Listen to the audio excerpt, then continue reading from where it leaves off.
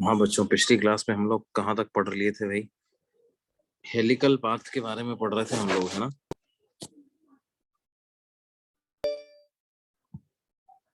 Yes sir. हम लोग पढ़ रहे थे हेलिकल पाथ के बारे में।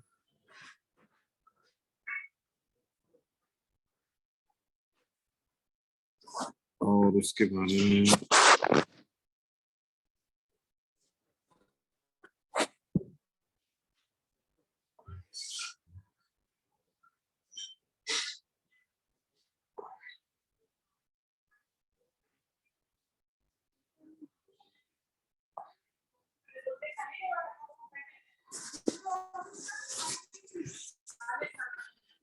अच्छा, पिछले लेक्चर में जो पढ़ा था वो सब रिवाइज कर लिया था आप लोगों ने बच्चों?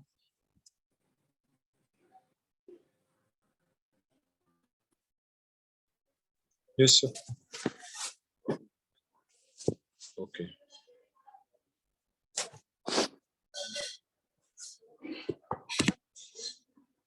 ठीक है बच्चों, तो आगे कंटिन्यू करते हैं इसको, है ना?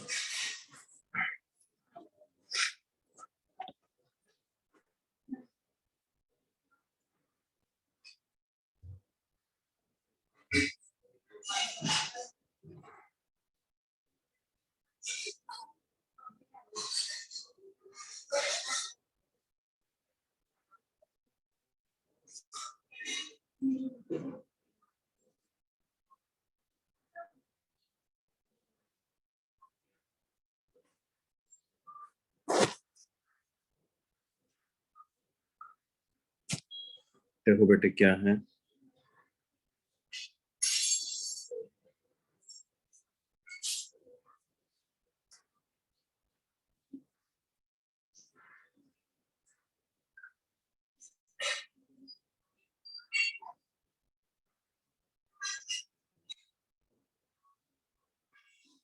मान लो हमने क्या किया है,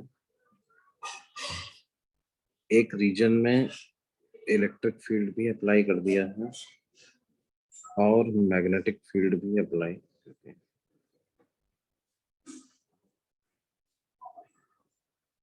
है ना?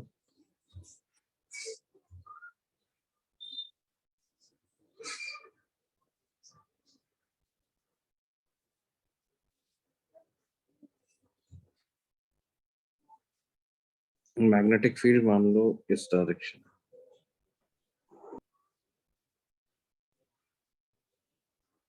uniform electric field and magnetic field exist in a region.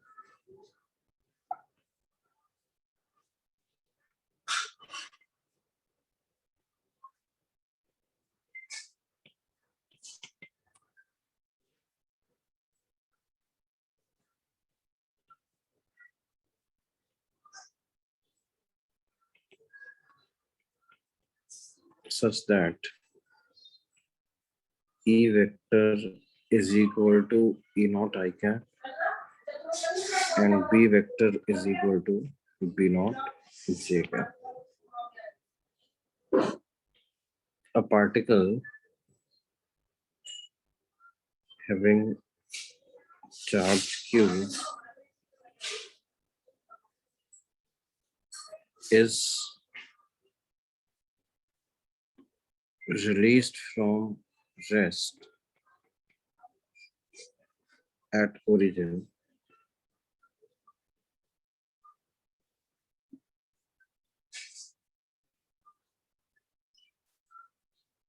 तो हमें पता लगना है find the path of the particle.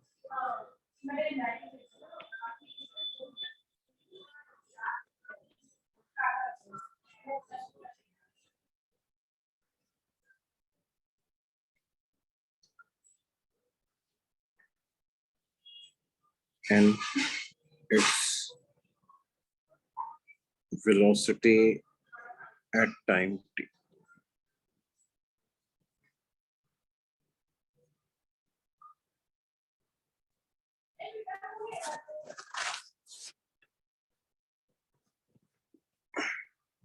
तो कैसे पता करें बच्चों इसको?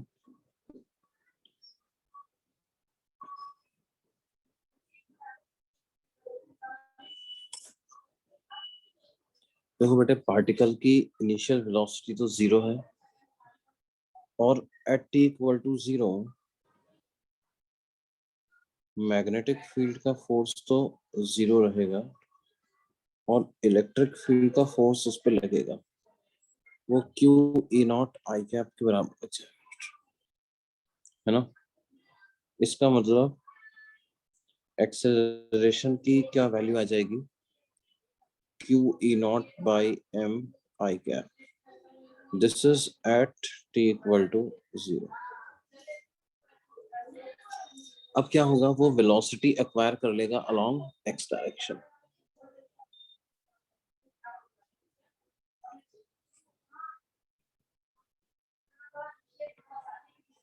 Initial velocity along x-axis.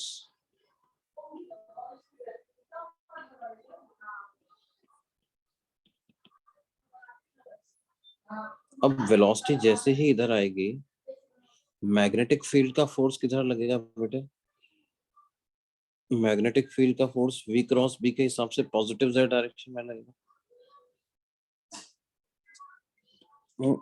As particle acquires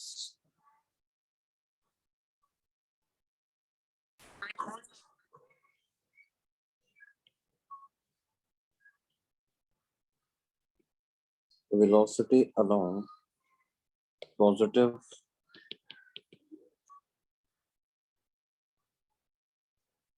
x-axis,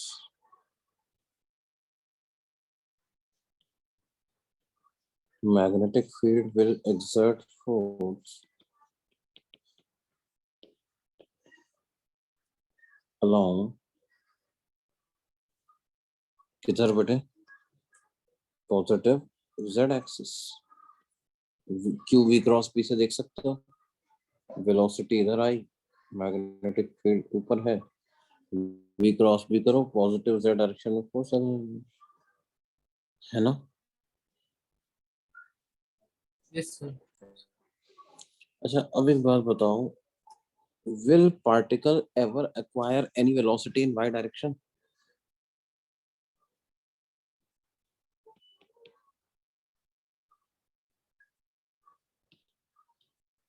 no sir. बोलो बच्चों।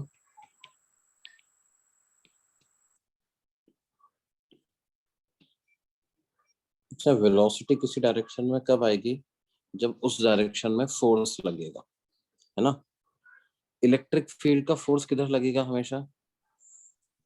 सर इलेक्ट्रिक फील्ड का फोर्स किधर लगेगा बेटे? Z2।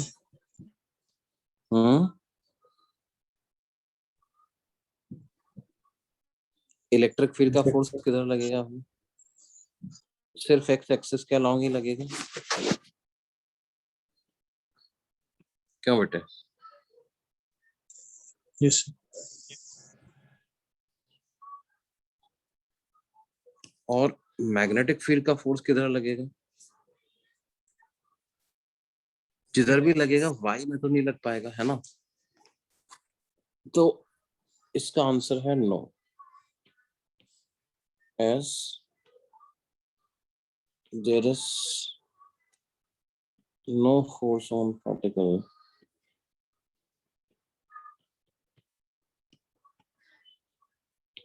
in y direction, as there is no force on particle in y direction, क्योंकि y डायरेक्शन में कोई फोर्स ही नहीं है ना। तो कुछ देर के बाद suppose velocity of particle at time t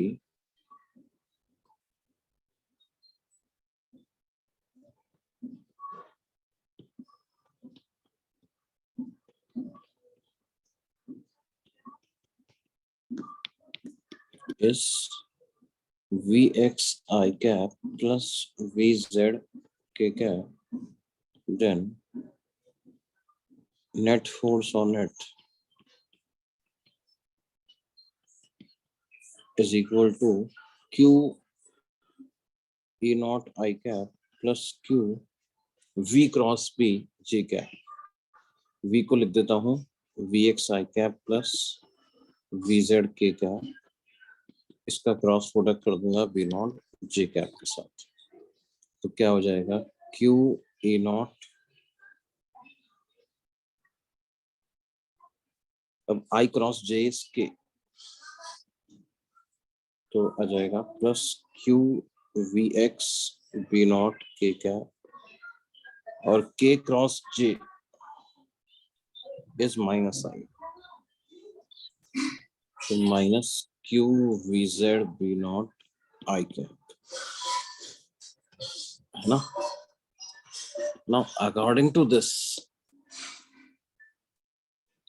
जो net force on particle at any time t आ जाएगा वो कितना आ जाएगा, x वाला कंपोनेंट एक साथ रख लो, q बाहर ले लो, तो E not minus Vz B not I cap plus Q Vx B not K cap. जैसा कि यहाँ पे आप देख सकते हो y डायरेक्शन में कोई वेलोसिटी, कोई फोर्स लग ही नहीं रहा है इस पे, है ना. अब x और z डायरेक्शन में अपन अलग अलग इक्वेशन कर देते हैं. x डायरेक्शन का एक्सेलरेशन कितना आ गया बेटे, q by m into e naught minus v z b naught, और z डायरेक्शन का एक्सेलरेशन कितना आ गया, q v x b not by. ये चीज समझ में आ रही है बच्चों? Yes, sir. Yes, sir.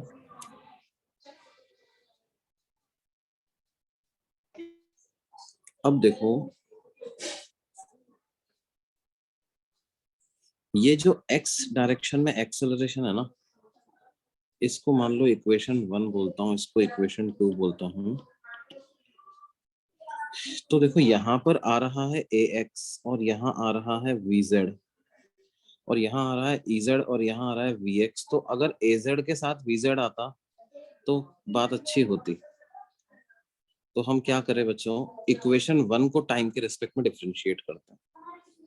Differentiate equation 1. अच्छा अभी तक नोट कर लिया बच्चों सबने? Yes, sir. नहीं सर.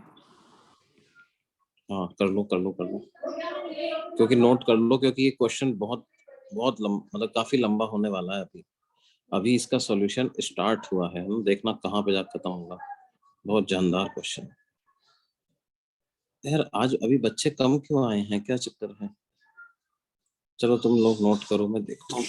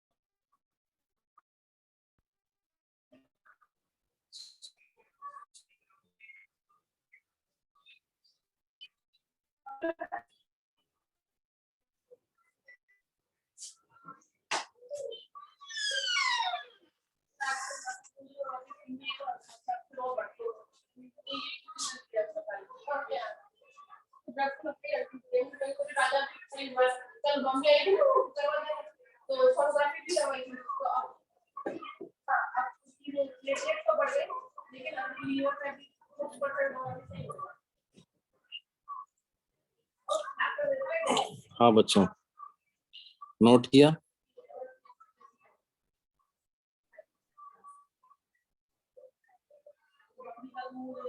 सर एक बार फर्स्ट पेज बता देंगे प्लीज। हम्म।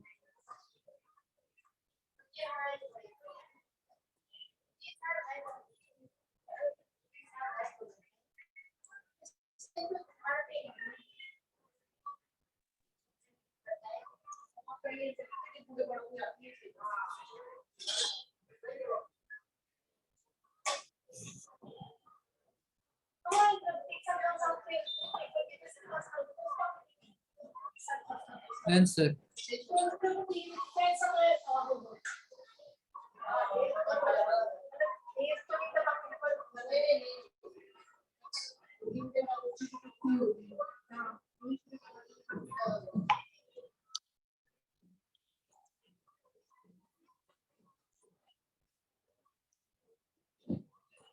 ओके, नोट किया बेटा।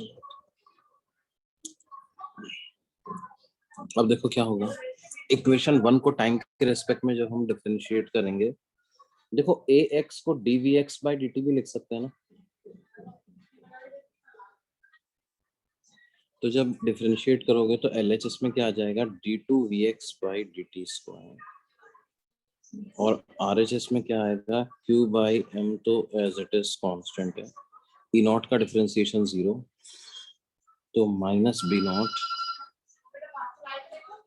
D v z by d t. तो कितना आ गया, d two v x by d t square is equal to minus q b not by m into d v z by d T. हाँ बेटा, क्या ये बात समझ में आती है? Yes sir. And what is dvz by dt? dvz by dt is az. dvz by dt is az. तो इसका मतलब इस az की वैल्यू इक्वेशन 2 से ला करके सब्स्टिट्यूट कर देता हूँ, तो d2vx by dt square is minus q b not by m multiplied by ये az, तो वो हो जाएगा q b not by m into v x. तो इसका मतलब d two v x by d t square की क्या वैल्यू आ गई बेटे, minus q b not by m का whole square into v x.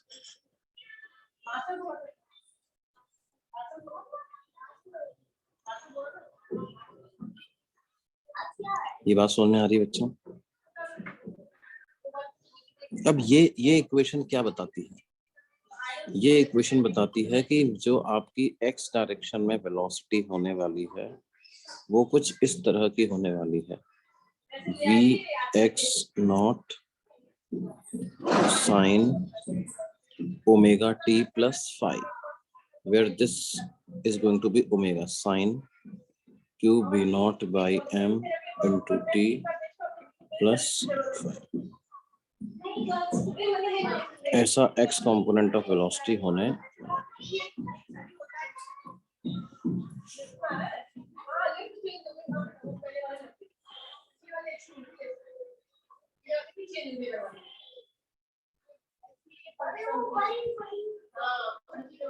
Okay बच्चों।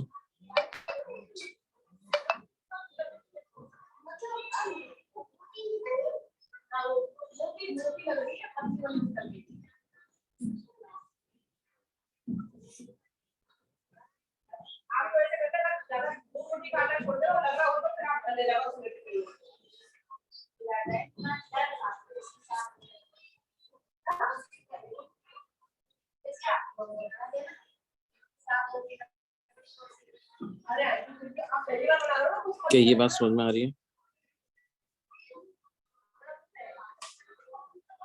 यहाँ से यहाँ कैसे आया ये समझ में आया बच्चों?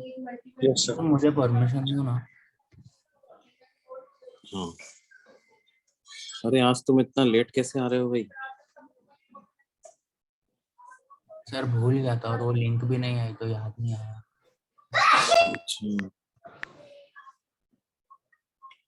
सर आपने स्टार्ट से रिकॉर्ड किया है ना? हाँ बेटा, आपने स्टार्टिंग से क्या क्या रिकॉर्ड बोल किया रहे है थे? ना? हाँ हाँ, रिकॉर्डिंग मैंने शुरू से कर दिया है बेटा, परमिशन दे दिया मैंने तुमको, है ना? हाँ sir.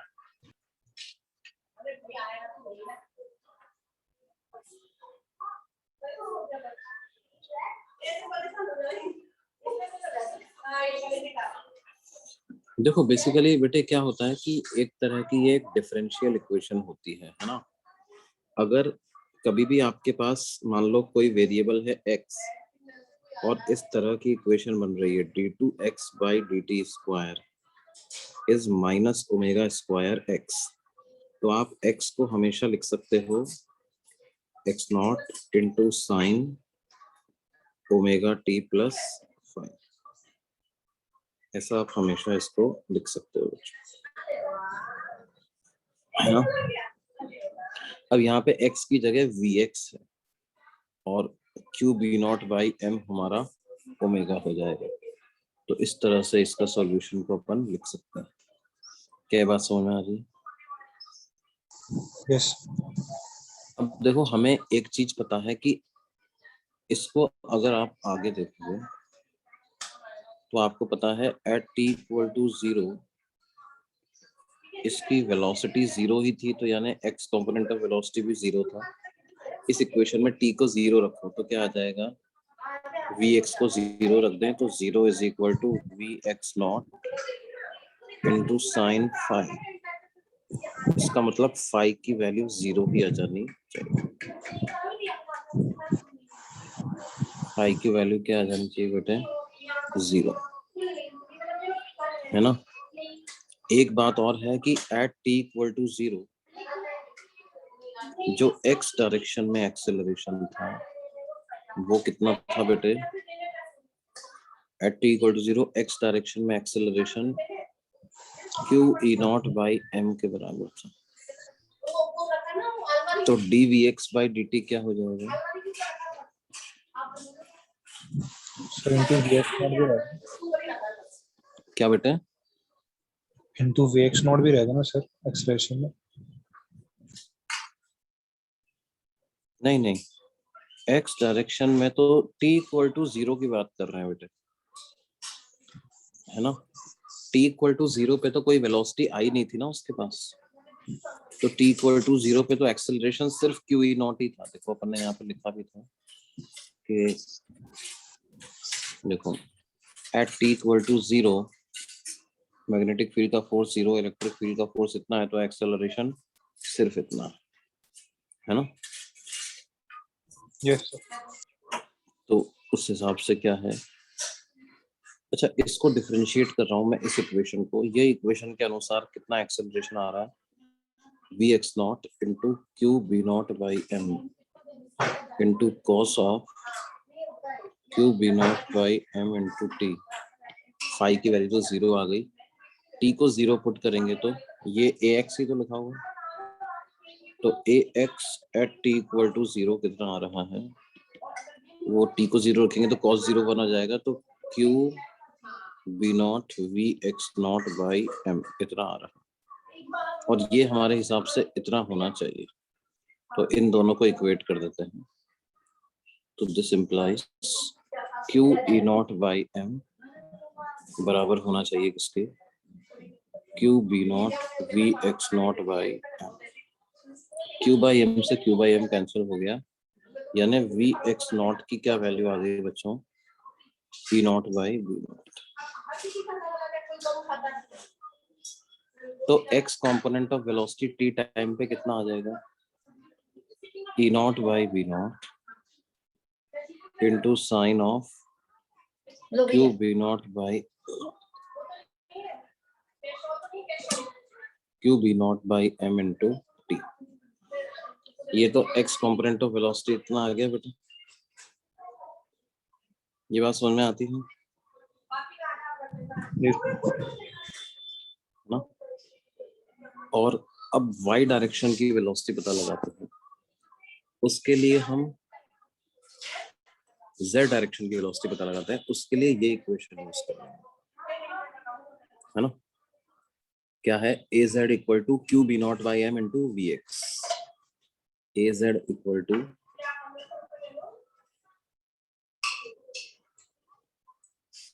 Q b not by m into v x.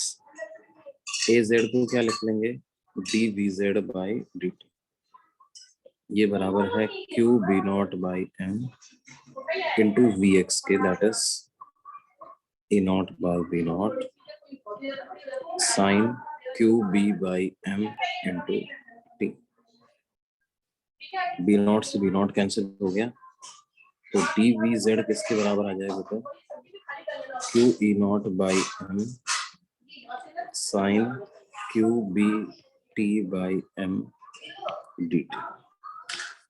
और अब इसको इंटीग्रेट कर देते हैं 0 से t तक, और इनिशियली ये भी 0 था, तो 0 से vz, तो vz की वैल्यू कितनी आ जाएगी, q e not by m sine omega t का इंटीग्रेशन होता है minus cos omega t divided by omega, तो 1 by Q b by m into cos of q b t by m and integrated from 0 to capital T.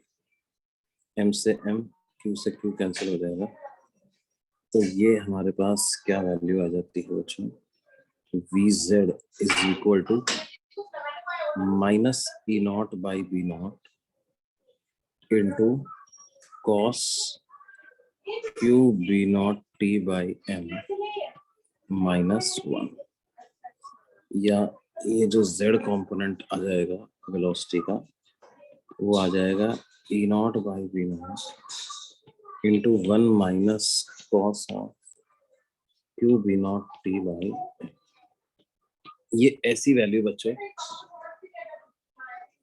क्या ये बात समझ में आ रही है, ये नोट कर दो बच्चों।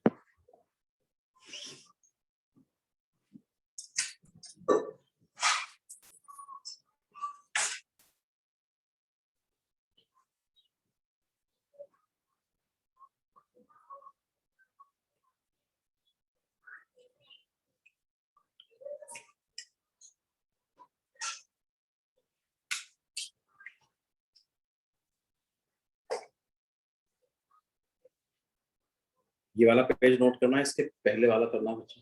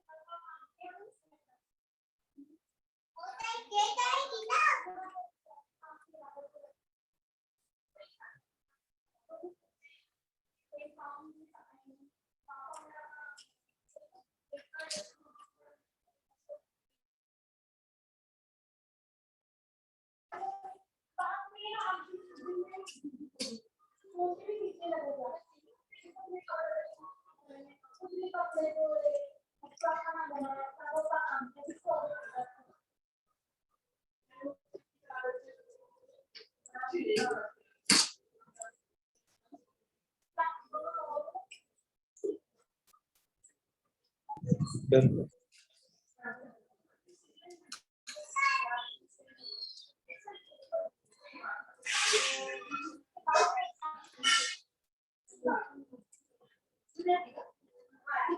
नोट कर लिया बच्चे? Yes, sir.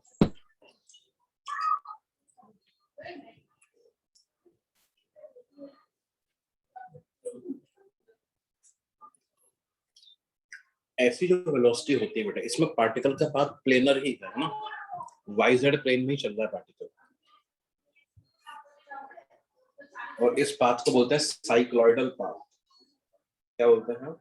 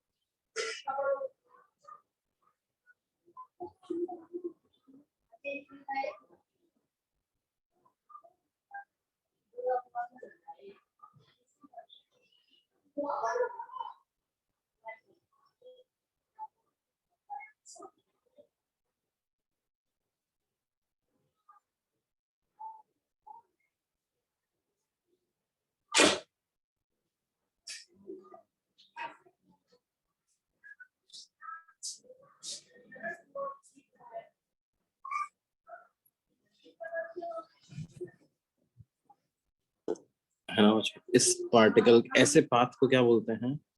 Such a path. हाँ बेटे, is called as cycloidal path.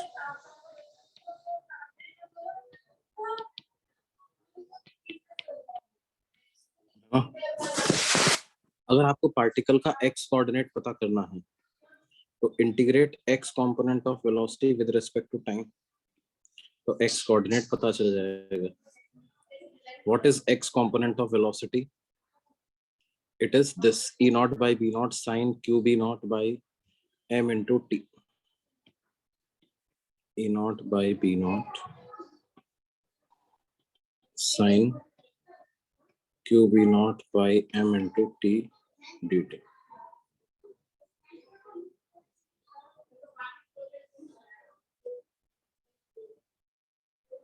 तो ये आ जाएगा e not by b not sine omega t का डिफरेंशिएशन क्या हो जाएगा बेटे? Minus cos omega t, integration करना है, minus cos q b not by m into t और 1 by Q b not by m integrated from 0 to t.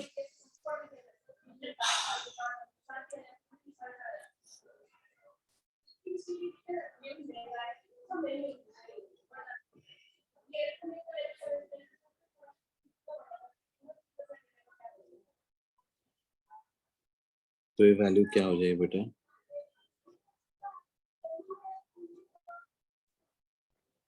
Minus of m e not by Q b naught का square into limit put करोगे तो cos of q b naught by m into t minus 1 तो x coordinate तो आ गया, minus sign हटा दो तो m e not by Q b naught square into 1 minus cos of q b not t by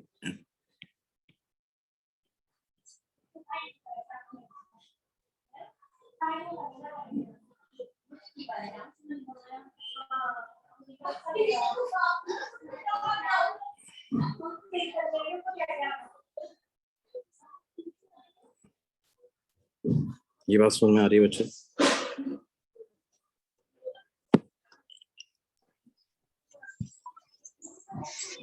yes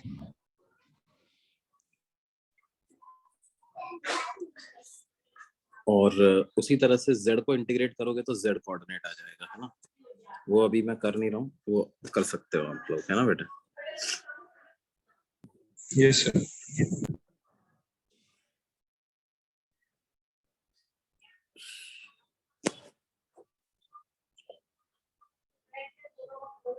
path कैसा होगा थोड़ा diagrammatically बताओ बोल रहे हो बेटा?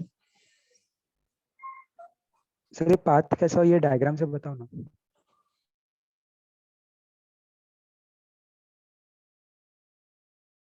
आराम से बताता हूँ। जैसे imagine a cycle moving and consider a point on the circumference of that cycle. तो उसका जैसा पाथ होता है वैसा ही ये वाला भी आएगा, मतलब जैसे ये यहाँ वाले पॉइंट का पाथ अगर अपन देखें तो क्या होता है, ये इस तरह के पाथ में मूव करता है,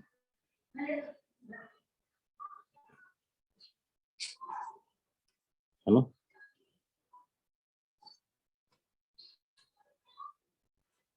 ये बात समझ में आती है बेटे? इसको बोलते हैं साइक्लॉइडल।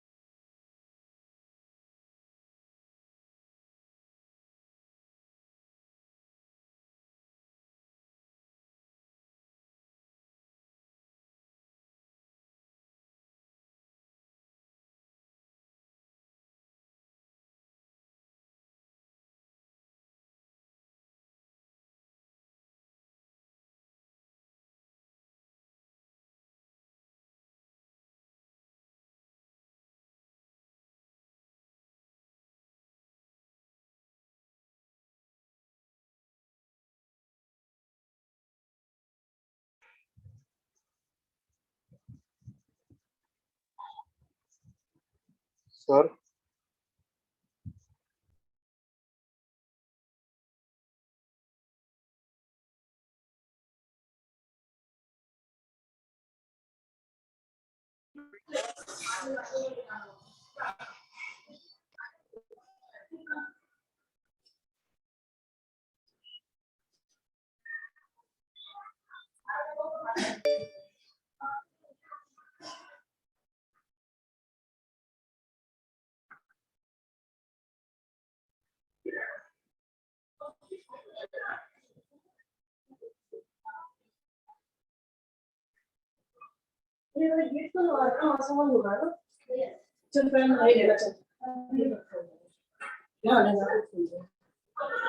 ये चीज समझ में आई बच्चों?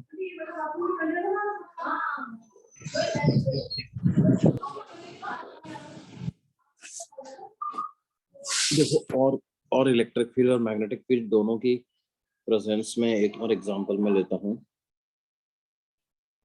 मान लो क्या है कि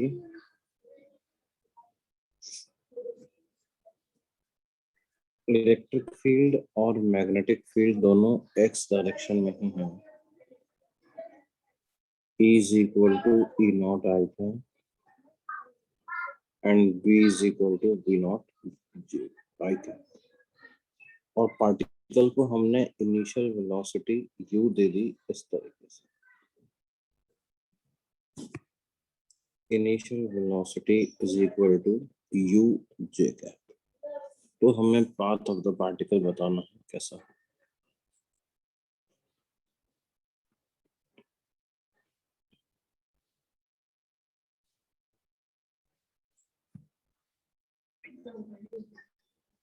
अब देखो इसमें क्या होगा,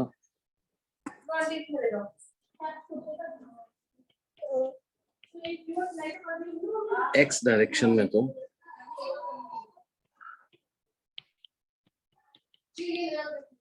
only electric field will exert force।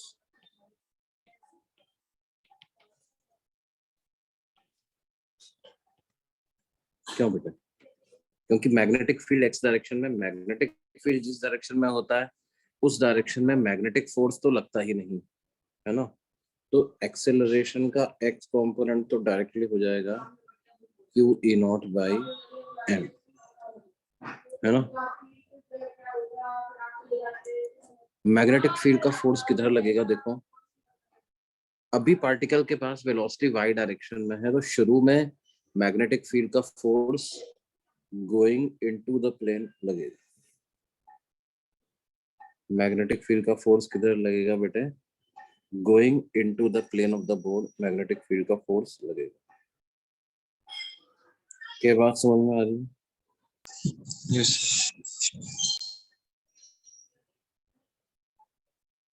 अब देखो क्या होगा,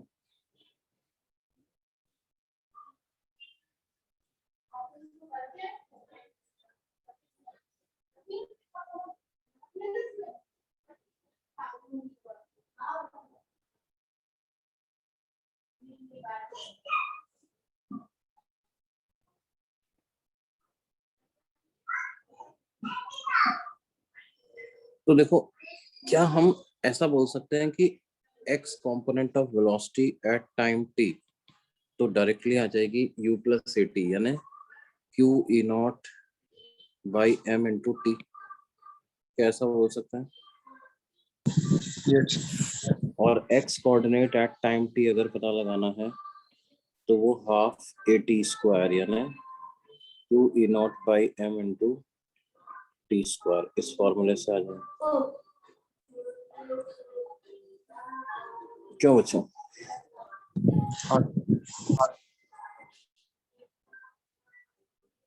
अब वाईजेड प्लेन में इसका मोशन कैसा होगा वो देखना है ना। तो for motion in YZ plane,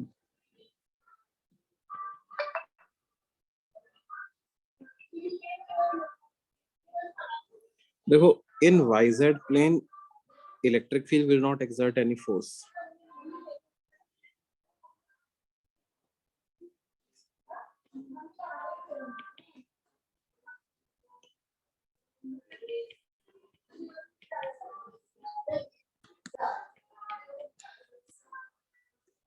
electric field कोई फोर्स एक्सर्ट नहीं करता।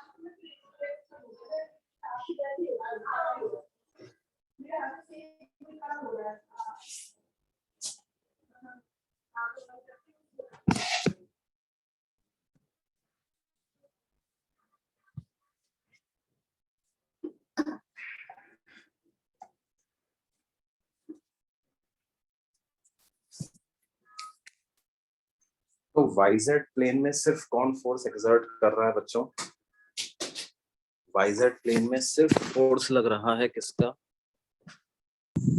मैग्नेटिक फील्ड का, है ना। अब देखो, तो मैग्नेटिक फील्ड की वजह से मोशन देखना बड़ा आसान हो जाएगा। क्यों? इनिशियल वेलोसिटी मैग्नेटिक फील्ड के परपेंडिकुलर है, तो क्या हम बोल सकते हैं path in y z plane will be circular.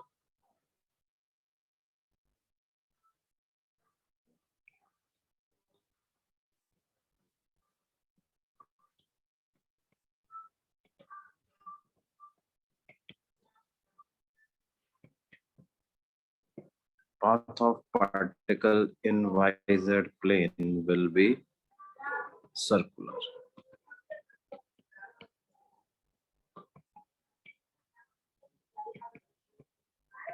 तो क्या होगा, देखो, ये इनिशियल वेलोसिटी हमने ऊपर दी थी पार्टिकल को, मैग्नेटिक फील्ड इस डायरेक्शन में था, U क्रॉस B के हिसाब से फोर्स अंदर की तरफ लगेगा, तो YZ प्लेन में पार्टिकल का पाथ ऐसा निकल करके आएगा। ठीक है, और साथ ही साथ x डायरेक्शन में आगे भी बढ़ता जा रहा है, ये x एक्सिस है, तो क्या होगा, आगे भी बढ़ता जाएगा। लेकिन इस बार ध्यान दो, तो पाथ हेलिकल होगा particle, path will be helical, लेकिन x डायरेक्शन की जो वेलोसिटी है वो keep on increasing because of electric field along x axis will keep on increasing,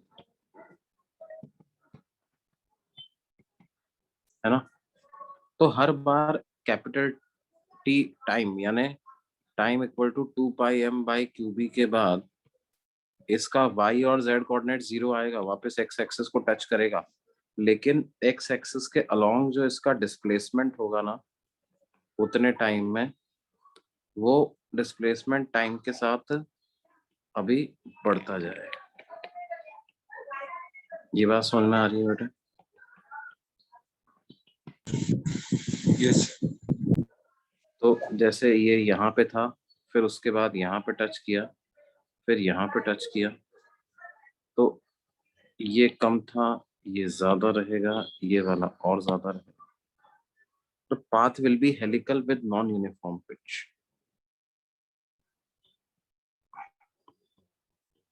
helical path with कैसा बेटे? Non uniform pitch. Path will be helical with non uniform pitch, ऐसा होगा।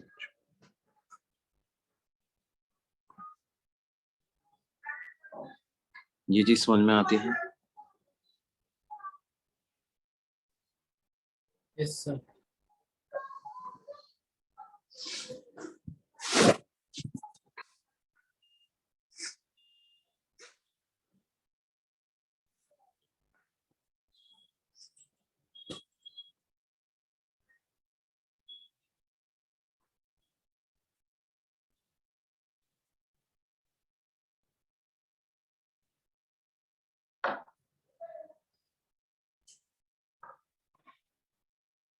अब देखो बेटे, ये इलेक्ट्रिक फील्ड और मैग्नेटिक फील्ड की मदद से क्या है, कुछ पार्टिकल एक्सेलरेटर्स भी बनाए जाते हैं, है ना। वो पार्टिकल एक्सेलरेटर्स बेसिकली हमें क्या पढ़ना है, हमें पढ़ना है साइक्लोट्रॉन के बारे में। सर पिछला वाला क्वेश्चन खत्म हो गया? हाँ खत्म। अब इसमें जो भी तुम्हें पता लगाना है टी टाइम पे तुम पता लगा सकते हो ना बेटा।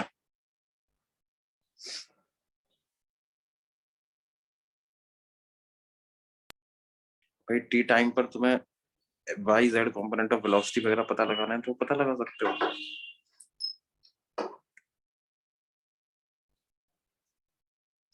अब देखो क्या होता है, ये पार्टिकल एक्सेलरेटर क्या होता है, साइक्लोट्रॉन क्या होता है।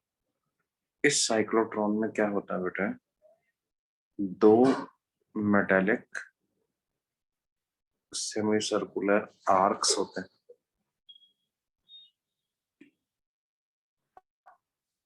इनको बोलते हैं डीज।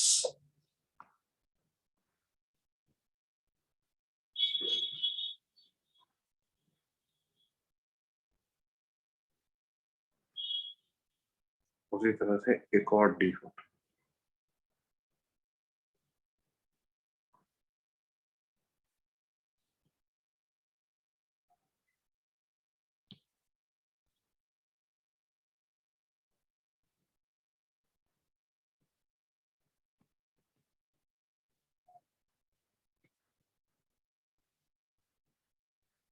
ठीक है, इनको बोलते हैं डीज।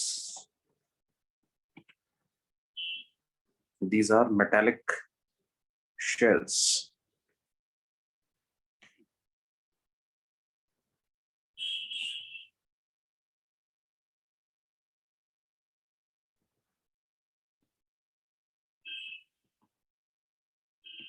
Having semicircular cross section.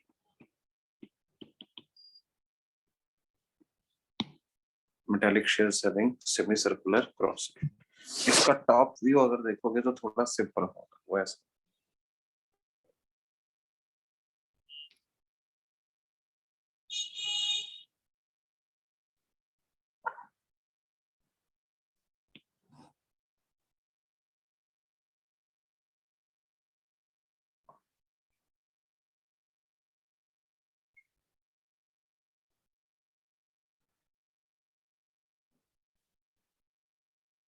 और क्या करते बेटे, इन डीज को इस तरह के एक पोटेंशियल डिफरेंस के अक्रॉस कनेक्ट करके potential difference versus time apply करके रखते हैं ऐसे, पॉजिटिव फिर नेगेटिव फिर वापस पॉजिटिव फिर वापस नेगेटिव, ऐसा अप्लाई करके रखते हैं, है ना।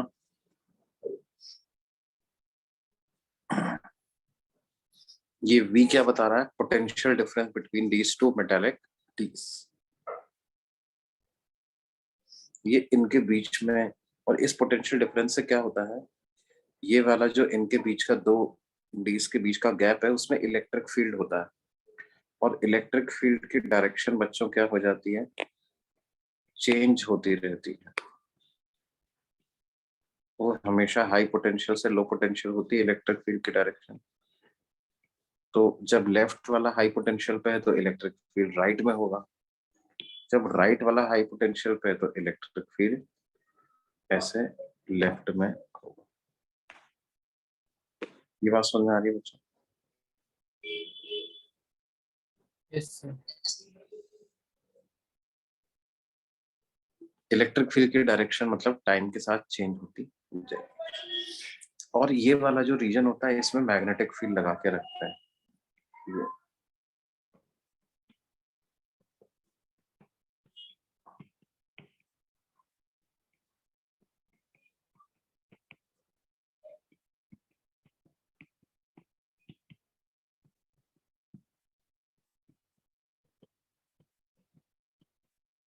यहाँ पे region of uniform magnetic field रखते हैं। अब क्या होगा, क्या करते हैं बच्चों, जैसे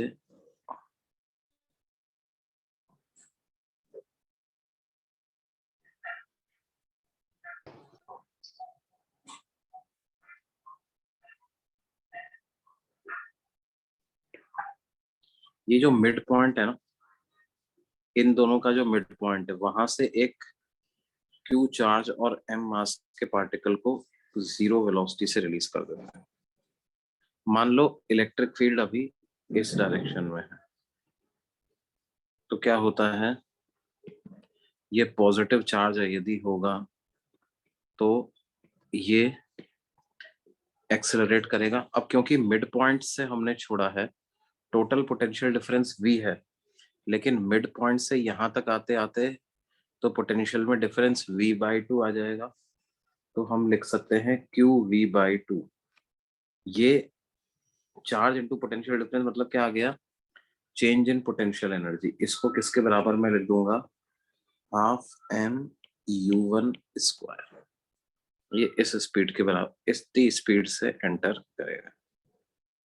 अब मैग्नेटिक फील्ड अंदर की तरफ है ना, u1 की वैल्यू अपन लिख देंगे under root of q v by M.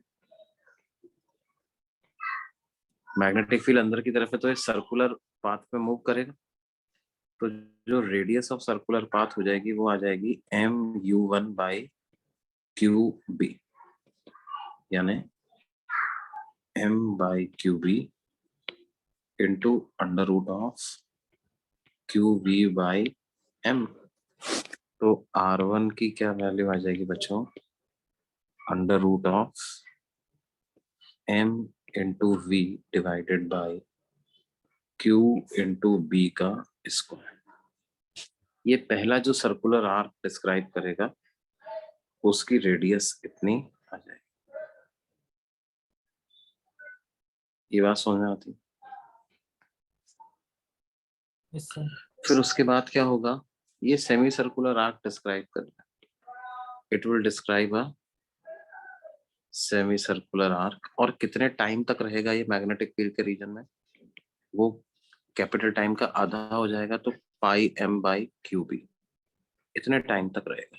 इतने टाइम के बाद ये वापस इस रीजन में आ जाएगा। उतने टाइम में हम ध्यान रखेंगे कि क्या है, मैग्नेटिक ये इलेक्ट्रिक फील्ड की डायरेक्शन को रिवर्स करता है, तो अब इलेक्ट्रिक फील्ड ऐसा हो जाएगा। और जब इलेक्ट्रिक फील्ड ऐसा हो जाएगा तो क्या होगा, ये चार्ज पार्टिकल फिर से एक्सेलरेट करेगा इस वाले रीजन में, और यहाँ पे आते आते इसकी वेलोसिटी मान लेते हैं कुछ v2 हो जाती है, तो बेसिकली यह u2 हो जाती है। तो क्या होगा, बेसिकली जितनी पहले काइनेटिक एनर्जी थी इसके पास qv/2, तो पहले काइनेटिक एनर्जी थी, उसमें qv काइनेटिक एनर्जी और बढ़ जाएगी, तो ये इसको काइनेटिक एनर्जी 2 बोल देते हैं। तो काइनेटिक एनर्जी या 2 कितना हो जाएगा, वो हो जाएगा 3/2 ऑफ क्यू। तो अब जो इसकी रेडियस हो जाएगी वो क्या हो जाएगी, mvu/q भी लिख सकते हैं, या under root 2m into kinetic energy by Q B ऐसा लिख सकते हैं। तो ये आ जाएगा अंडर रूट 2m अभी वाली kinetic energy 3/2 Q V divided by Q B. तो ये आ जाएगा कितना,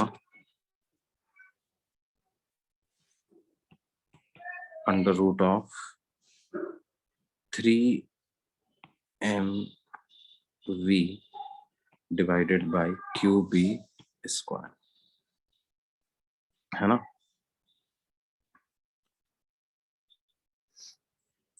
और फिर से कितने टाइम तक ये मैग्नेटिक फील्ड के रीजन में रहेगा, pi m by Q b time में सेमी सर्कुलर आर्क डिस्क्राइब करेगा, लेकिन इस बार का सेमी सर्कल थोड़ा बड़ा होगा, है ना, उसकी रेडियस थोड़ी बड़ी होगी।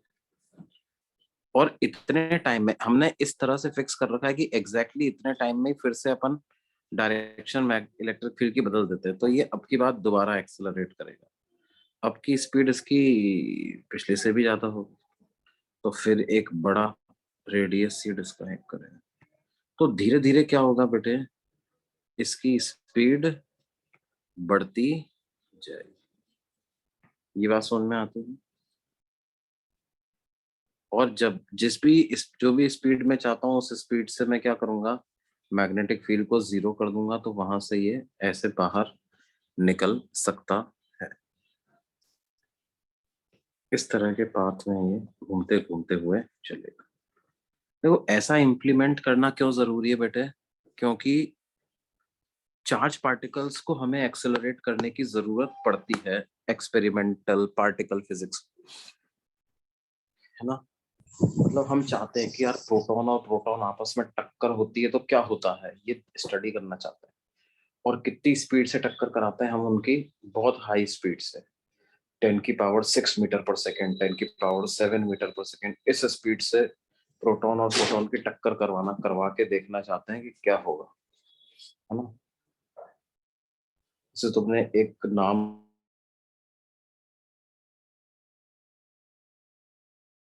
सर्न में एक कोलाइडर है, हेड्रॉन LHC, तो ये जो लार्ज हेड्रॉन कोलाइडर है, इसमें क्या होता है बेटे, हाईली एनर्जेटिक पार्टिकल्स का कोलिजन करवाया जाता है। भाई जैसे मान लो कि हमें ये खोज करनी है कि क्या प्रोटॉन जो है can it be further divided into even smaller particles, या यही एक फाइनल फंडामेंटल पार्टिकल है। तो हम कैसे श्योर होंगे? लोगों ने कहा कि यार भाई इलेक्ट्रॉन के मतलब प्रोटॉन के अंदर भी क्या है, ये भी लोग वो देखना चाहते हैं। अब वो कोई ऐसा अंडे जैसा तो है नहीं कि फोड़ के देख लिया भाई क्या है इसके, कैसे देखोगे प्रोटॉन के अंदर क्या है? तो उन्होंने कहा कि एक बिल्कुल वैक्यूम चेंबर लो, वैक्यूम चेंबर में प्रोटॉन ही प्रोटॉन लो और उनकी टक्कर करवाओ आपस में, हाँ तेजी से टक्कर कराओ उनकी। अब जाहिर सी बात है कि छोटी मोटी वेलोसिटी से तो वो टूटने वाला नहीं, तो बहुत तगड़ी वेलोसिटी देनी पड़ेगी उसको। अब ध्यान दो कि तगड़ी वेलोसिटी, मान लो 10⁶ मीटर पर सेकंड की वेलोसिटी मैंने उसको दे दी, तो क्या समझ रहे हो, ये तो बहुत हाई वेलोसिटी है कि नहीं बेटे? हाँ? Yes, sir. अर्थ की जो रेडियस होती है वो होती है 10⁶ मीटर के ऑर्डर की। 6.4 इंटू 10⁶ मीटर ये अर्थ की रेडियस होती है। तो हमने प्रोटॉन को इतनी वेलोसिटी दी दी, तो वो इस वेलोसिटी से जाने कहाँ गायब हो जाएगा पता भी नहीं चलेगा। समझ रहे हो? तो क्या है, उसको अपन ये वेलोसिटी जनरेट करते हैं और साथ ही साथ उसके पाथ को सर्कुलर भी रखते हैं ना। और ये बहुत बड़ी टनल्स होती है जिसके अंदर इतनी हाई स्पीड से चलने वाला पार्टिकल चलता है। अंडरग्राउंड टनल्स होती हैं, और मतलब जैसे तुम ये मान लो कि सन में ये टनल स्विट्जरलैंड से चल करके और फ्रांस और जर्मनी के पूरे ये चक्कर लगा करके आ रही होगी, पूरी काफी बड़ी टनल होती है। सर हाँ बोले, बोलो। सर रिलेटिविस्टिक स्पीड्स पे मतलब मास तो चेंज रहेगा ना, तो फिर इक्वेशंस गलत हो जाएंगी सारी। हाँ हाँ हाँ। अब देखो बात क्या है कि इसीलिए क्या है, ये जो अपना ये वाला जो कॉन्सेप्ट है, अ, ये बहुत सही बात तुमने पकड़ी है कि भाई देखो क्या है भाई, अपना ये किस चीज पे आधारित है, ये इस वाले चीज पे आधारित है कि सेमी सर्कल कंप्लीट करने में उसको बार बार सेम टाइम लगता है ना। तो हम क्या करके रखते हैं, एग्जैक्टली उतने टाइम के बाद ये पोटेंशियल की डायरेक्शन को चेंज कर देते हैं। हाँ, पोटेंशियल की डायरेक्शन को अपन क्या करते हैं, चेंज कर देते हैं। लेकिन अगर मास चेंज हो रहा होगा तो फिर नहीं कर पाएंगे, क्योंकि नॉन रिलेटिविस्टिक रिलेटिव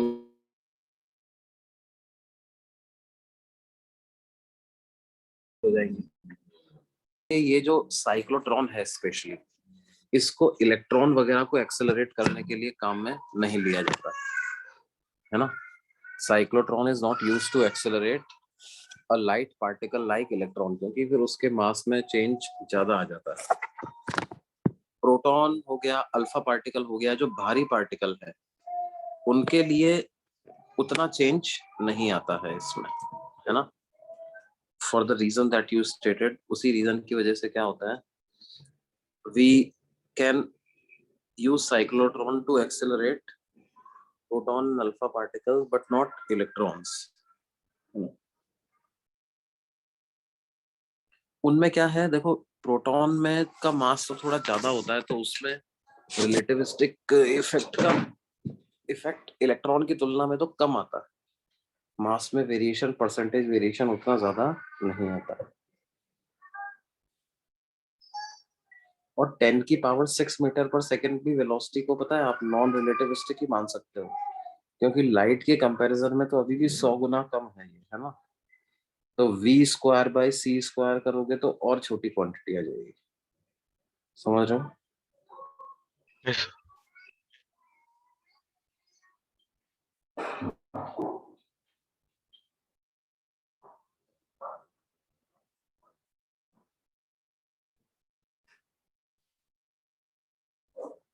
तो यहाँ पर अगर कोई हमसे पूछे कि भाई इसकी सक्सेसिव साइकिल्स में रेडियस का क्या रेशो होगा, R1:R2:R3, ये क्या होगा, तो इसको क्या लिख सकते हैं,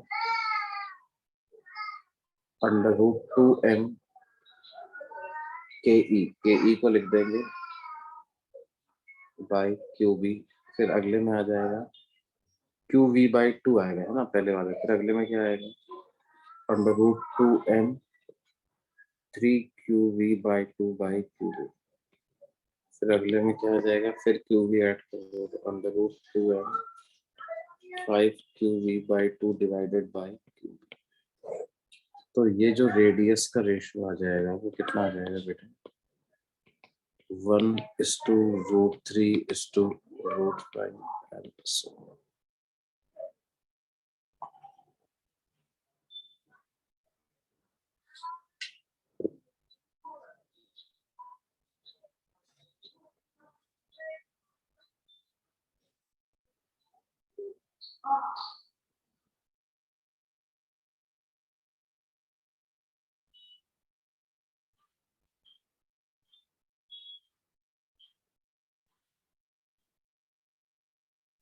क्या ये बात समझ में आ रही है बच्चों?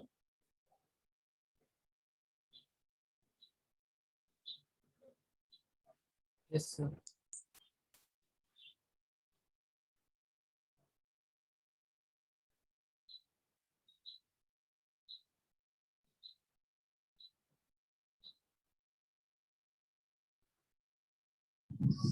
अच्छा, सर एक मुझसे बार पूछ लिया था, बताओ फ्रीक्वेंसी ऑफ वोल्टेज सोर्स कितना यूज करेंगे, है ना। फ्रीक्वेंसी ऑफ वोल्टेज सोर्स अगर लिखना है तो बेसिकली फ्रीक्वेंसी किसको बोलते हैं, एक सेकंड में कितने ऑसिलेशन कंप्लीट कर रहा है ना।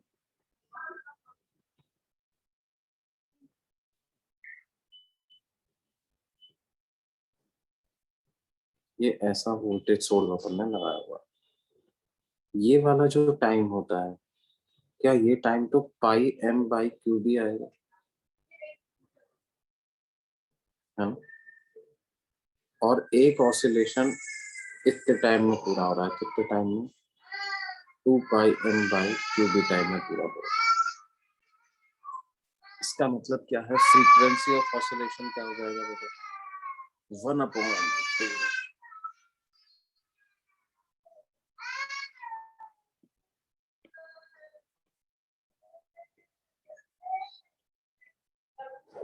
ये ऐसा फ्रीक्वेंसी ऑफ ऑसिलेशन है इसका।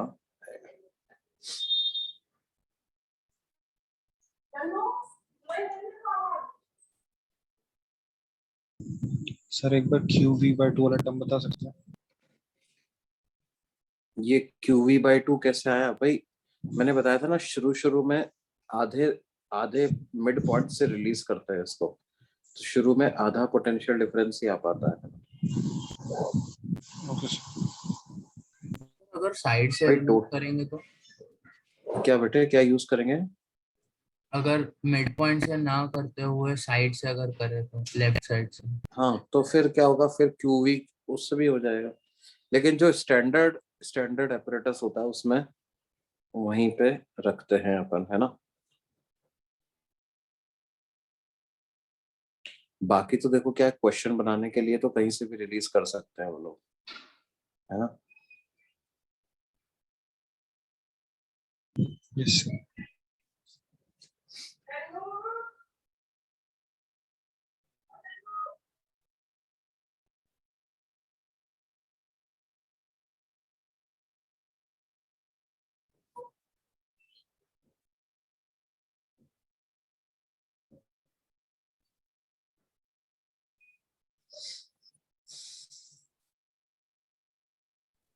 सर एक मिनट।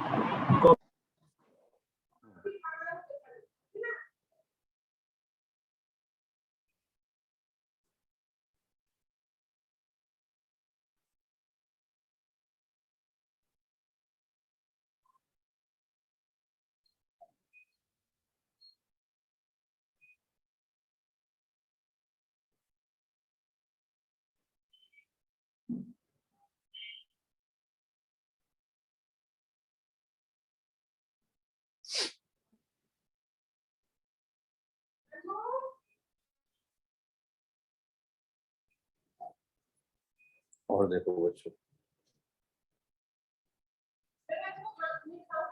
अब अपन आगे चलते हैं, बात करते हैं किसकी,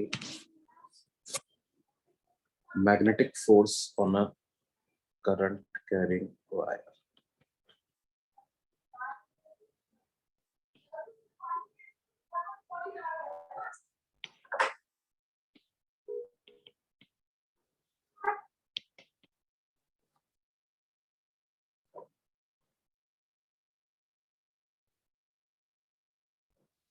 देखो बेटे, मान लो ये वायर है और ये आई करंट कैरी कर रहा है। इसका छोटा सा मैंने सेगमेंट कंसिडर किया है ऑफ लेंथ dl। अब इसमें वैसे तो प्रोटॉन भी है, इलेक्ट्रॉन भी है, लेकिन मूव सिर्फ इलेक्ट्रॉन कर रहा है। इलेक्ट्रॉन ऐसे मूव कर रहा है ना, ड्रिफ्ट वेलोसिटी से इस डायरेक्शन में मूव कर रहा है। If a is area of cross section of wire,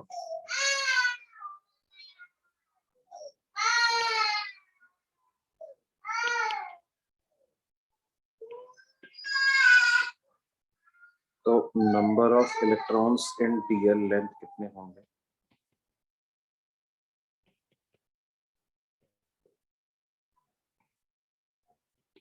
NaDl ऐसा लिख सकते हैं। इसका मतलब चार्ज इन dl लेंथ कितना हो जाएगा? -e into n into a into dl। एक इलेक्ट्रॉन पे -e चार्ज है और ये चार्ज v वेलोसिटी से मूव कर रहा है। तो फोर्स का क्या फॉर्मूला होता है बेटे? q into v cross b। तो ये q है -e n a dl into drift velocity cross b, है ना। अब ये ड्रिफ्ट वेलोसिटी की डायरेक्शन क्या है बेटे? करंट के अपोजिट डायरेक्शन, है ना। माइनस साइन के साथ क्लब कर लें तो करंट की डायरेक्शन में एक वेक्टर आ जाएगा, और N A E V D कर दे तो एक करंट का मैग्नीट्यूड हो जाएगा। तो क्या इसको हम I D L cross B ऐसा लिख सकते हैं क्या बच्चों? बोलो भाई। Yes, sir. Magnetic force on a small dl length of a current carrying wire is given by this formula, I dl cross। और टोटल मैग्नेटिक फोर्स अगर आपको कैलकुलेट करना है तो आप क्या करो, इसको इंटीग्रेट कर दो तो आपके पास टोटल मैग्नेटिक फोर्स है।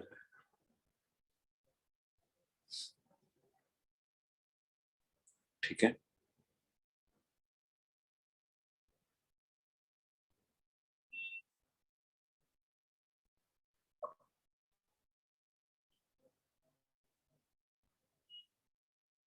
सर वो माइनस साइन कहाँ गया? माइनस साइन मैंने क्या कर दिया, आई डीएल वेक्टर की डायरेक्शन को ड्रिफ्ट वेलोसिटी के अपोजिट डायरेक्शन ले लिया, है ना। तो माइनस साइन डायरेक्शन चेंज करने के काम आ गया। आई डीएल वेक्टर किस डायरेक्शन में हो गया बेटे? It is vector along tangent to the wire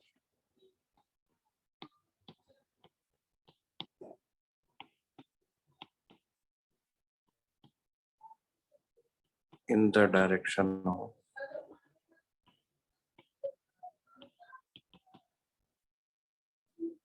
current in the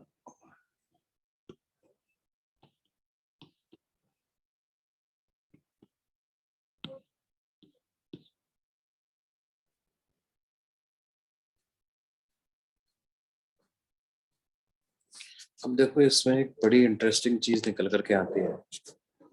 आप फोर्स को लिख रहे हो I D L cross B,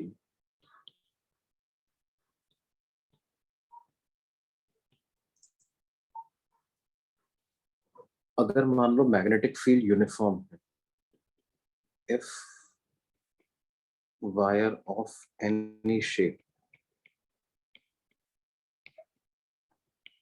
is placed in uniform magnetic field, तो जो फोर्स हो जाएगा वो क्या हो जाएगा? आई dl1 क्रॉस b प्लस आई dl2 क्रॉस b, ऐसा हो जाएगा बेटा। जैसे मान लो ऐसा कोई वायर, इसमें आई करंट फ्लो हो रहा है और मैग्नेटिक फील्ड है uniform going into the plane, इस पे हमें फोर्स लिखना। तो क्या इस तरह से लिख सकते हैं, इसको छोटे छोटे डीएल लेंथ के सेगमेंट में डिवाइड कर दिए। अब आई तो पूरे पे कांस्टेंट जा ही रहा है, तो आई तो बाहर आ जाएगा और क्रॉस बी भी बाहर आ जाएगा, और आपके पास इधर क्या बच जाएगा, dl1 vector plus dl2 vector up to so. तो ये छोटी छोटी लेंथ्स को ऐड करोगे तो क्या मिल जाएगा आपको, वेक्टोरली।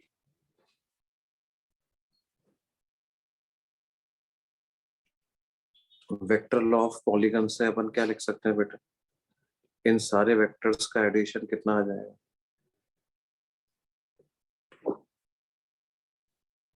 क्या वो ऐसा वेक्टर आ जाएगा। यस है ना। तो अगर A B is a wire segment of any shape, तो फोर्स को आप क्या लिख सकते हो, I into A B cross या आई इंटू एल क्रॉस, ये मैग्नेटिक फील्ड का इतना फोर्स है।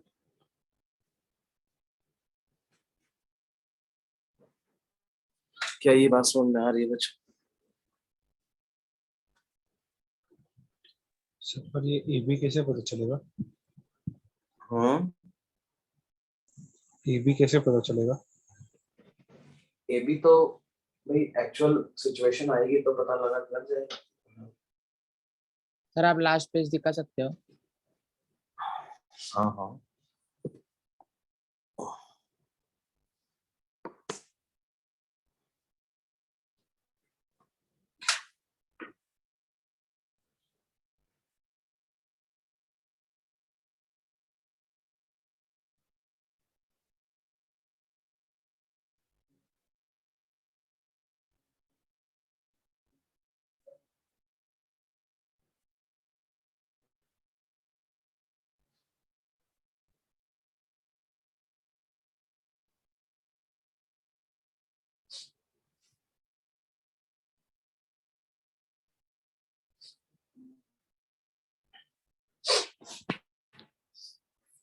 बात समझ में आई बच्चों, नोट कर लिया ये वाला। एक मिनट सर।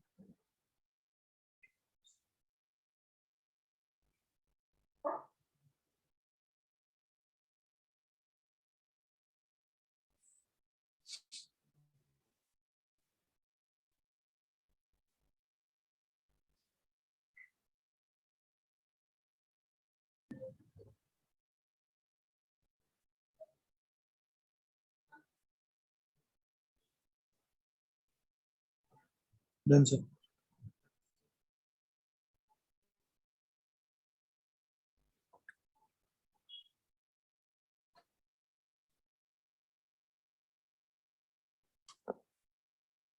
देखो कैसे इसका यूज कैसे करेंगे समझ आओ। अच्छा, इससे हमें एक चीज और पता चलती है क्या, कि अगर मान लो मेरे पास कोई क्लोज लूप है,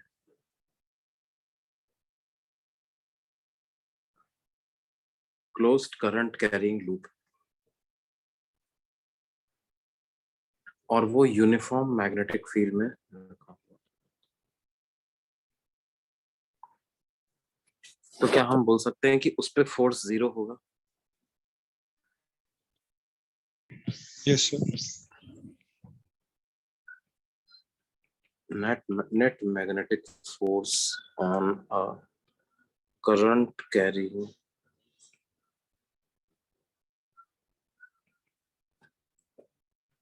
loop in uniform magnetic field will be 0। Uniform magnetic field में फोर्स उस पर 0 हो जाएगा, क्यों, because integration of DL vector is going to B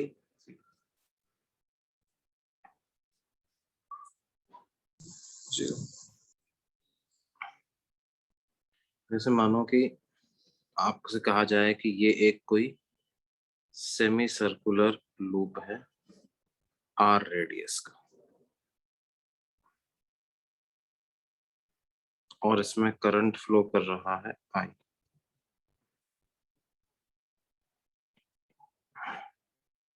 और मैग्नेटिक फील्ड की डायरेक्शन है गोइंग इनटू द प्लेन।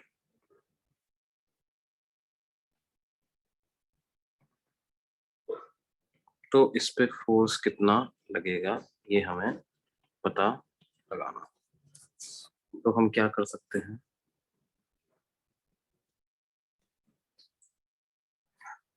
इसको हम एक स्ट्रेट वायर से रिप्लेस कर दें, ए बी से। क्यों बेटे? उसकी लेंथ क्या हो जाएगी? उसकी लेंथ हो जाएगी 2r, और उस पे फोर्स कितना लगेगा? I इंटू ये पूरा L वेक्टर क्रॉस B। अब L वेक्टर और B वेक्टर के बीच में एंगल 90 डिग्री है ना, तो ये हो जाएगा I इंटू 2r इंटू या 2IR। और ये किस डायरेक्शन में लगेगा बच्चे? आइडियल क्रॉस भी करो तो ये फोर्स क्या ऐसे ऊपर की तरफ लग जाएगा?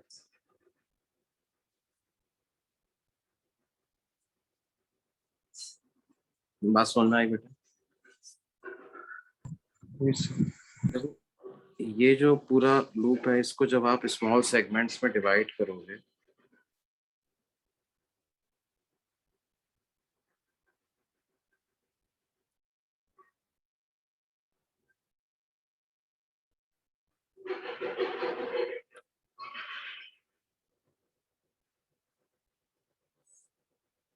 तो एक्चुअल में होगा क्या भाई, जैसे इस वाले छोटे से टुकड़े पर फोर्स लगेगा ऐसे, इधर वाले टुकड़े पर फोर्स लगेगा ऐसे, ये थीटा एंगल वाले टुकड़े पर फोर्स लगेगा ऐसे, इधर थीटा एंगल वाले टुकड़े पर फोर्स लगेगा ऐसे। तो क्या होगा, ए बी लाइन के पैरेलल डायरेक्शन वाले फोर्सेस तो कैंसिल हो जाएंगे, तो फोर्स पूरा का पूरा इस डायरेक्शन में ही आ जाएगा। ये चीज समझ में आती है बच्चों? Yes.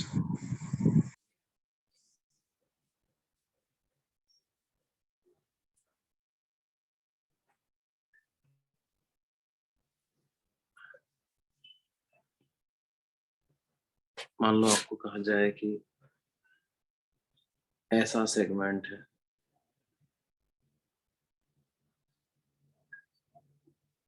वाटर सर्कल के बराबर,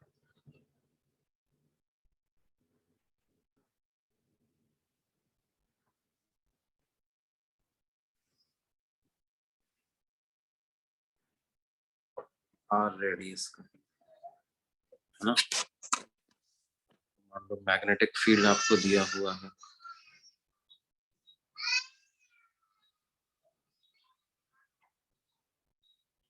नॉट के कैप। तो हमें कैलकुलेट करना है, calculate magnetic force experienced by the segment.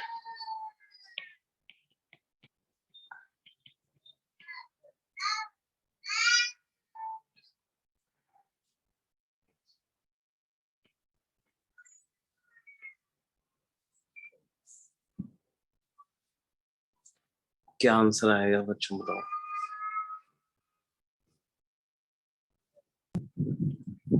I2R plus 3. देखो इसको हम क्या करेंगे,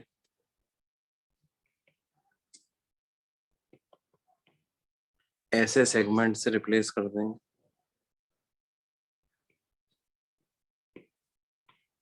और इसकी लेंथ कितनी हो जाएगी, √2r। मैग्नेटिक फील्ड बाहर की तरफ है अभी, पॉजिटिव z डायरेक्शन, तो आइडियल क्रॉस भी करेंगे तो क्या इस डायरेक्शन में रिजल्टेंट फोर्स आ जाएगा?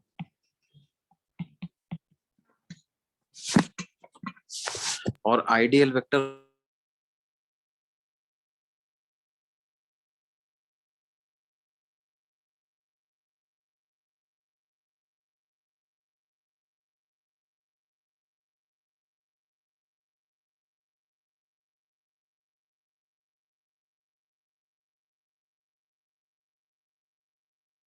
सर आपकी आवाज नहीं आ रही।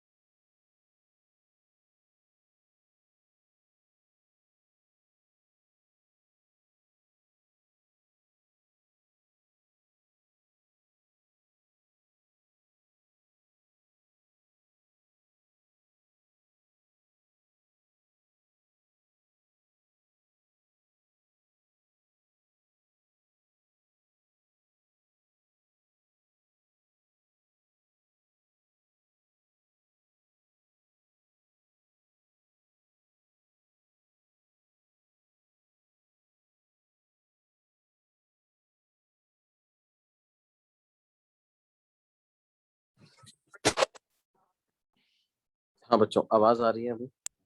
Yes sir. Yes sir.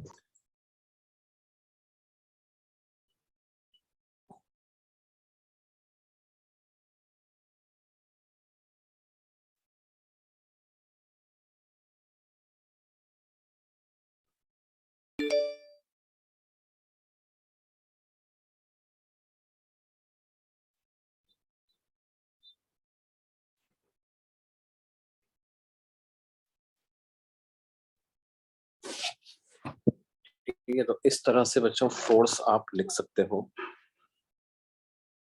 है ना। अब देखो, ध्यान दो कि कभी कभी इस तरह के क्वेश्चन भी पूछ लिए जाते हैं कि मान लो आपसे कहा जाए कि ये एक सर्कुलर लूप है,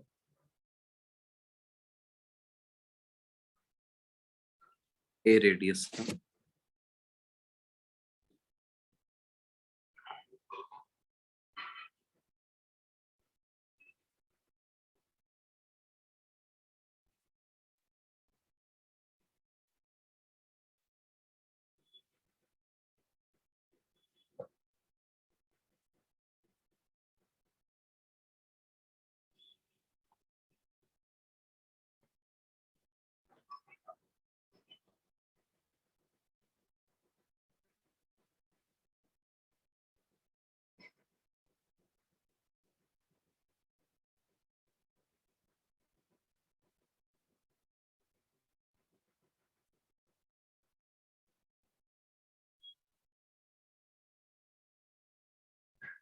इसमें करंट ऐसे फ्लो कर रहा है, the loop, the current in the loop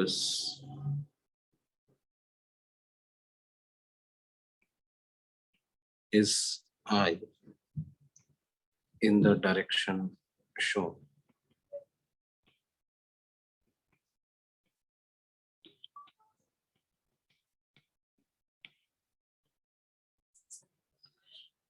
तो फोर्स की डायरेक्शन कैसी होगी ये हमें कैलकुलेट करना है। कैसे कैलकुलेट करें?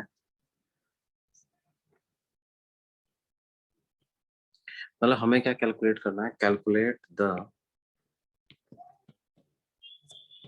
Tension developed in the wire. इस वायर में कितनी टेंशन डेवलप हो जाएगी ये हमें कैलकुलेट करना है।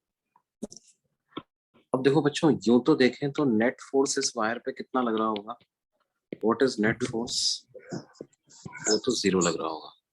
लेकिन इंडिविजुअल सेगमेंट पे अगर आप देखो, जैसे ये वाला सेगमेंट आपने लिया, तो इस सेगमेंट पे फोर्स कैसे लग रहा होगा? क्या रेडियली आउटवर्ड डायरेक्शन में फोर्स लग रहा होगा इस पर? आईडीएल इधर है, बी बाहर की तरफ है, आईडीएल क्रॉस बी करूंगा तो इस पर ऐसा आईडीएल बी बाहर की तरफ फोर्स लग रहा होगा। फिर यहाँ पर एक छोटा सा सेगमेंट लूंगा, इस पे आईडीएल क्रॉस बी करेंगे तो इस पर फोर्स ऐसे बाहर की तरफ लग रहा है। फिर यहाँ पे एक छोटा सा सेगमेंट लेंगे, इस पे आईडीएल क्रॉस बी ऐसे बाहर की तरफ लग रहा है ना। इस तरह से हर छोटे सेगमेंट पे फोर्स बाहर की तरफ लग रहे हैं।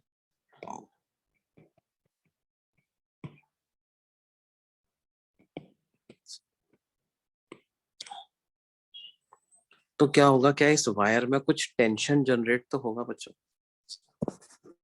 है ना? वो कैसे निकालें अपन? टेंशन बेसिकली क्या होता है, एक सेगमेंट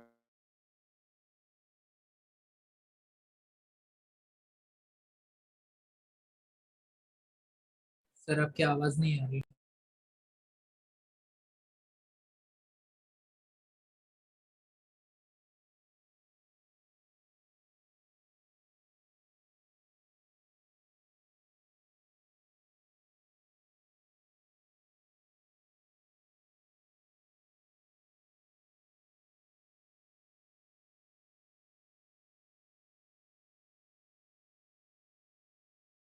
सर आपका आवाज नहीं आ रहा।